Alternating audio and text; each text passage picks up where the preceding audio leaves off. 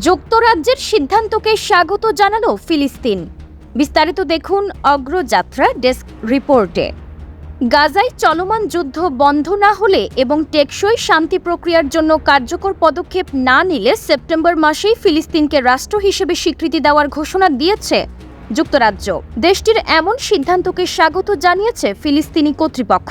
এই পদক্ষেপকে আন্তর্জাতিক আইনের প্রতি প্রতিশ্রুতির পুনঃনিশ্চয়ন হিসেবে বর্ণনা করেছেন তারা। ফিলিস্তিনি কর্তৃপক্ষের ভাইস প্রেসিডেন্ট হুসেইন আল শেখ সামাজিক যোগাযোগ মাধ্যমে এক্সে দেওয়া এক পোস্টে লিখেছেন, সেপ্টেম্বর মাসে ফিলিস্তিন রাষ্ট্রকে যুক্তরাজ্যের স্বীকৃতি দেওয়ার সিদ্ধান্তকে আমরা স্বাগত জানাই। তিনি এই সিদ্ধান্তকে আখ্যা দিয়েছেন আন্তর্জাতিক আইন, বৈধতা এবং ফিলিস্তিনের জনগণের আত্মনিয়ন্ত্রণাধিকার ও স্বাধীন রাষ্ট্র প্রতিষ্ঠার প্রতি প্রতিশ্রুতির পুনঃনিশ্চয়ন হিসেবে, যা দ্বিরাষ্ট্রভিত্তিক সমাধানের পথ রক্ষা করবে। আল শেখ আরও বলেন, ব্রিটেনের এই ঘোষণা এই অঞ্চলের নিরাপত্তা, স্থিতিশীলতা ও শান্তি প্রতিষ্ঠার ক্ষেত্রে একটি গুরুত্বপূর্ণ অবদান। ফিলিস্তিনের পররাষ্ট্র ও প্রবাসী মন্ত্রণালয় এক বিবৃতিতে ব্রিটিশ প্রধানমন্ত্রী কিয়ার স্টারমারের ঘোষণার প্রশংসা করে এটিকে একটি সাহসী পদক্ষেপ, যা যুক্তরাজ্যকে ইতিহাসের সঠিক দিকে রাখে বলে উল্লেখ করেছেন।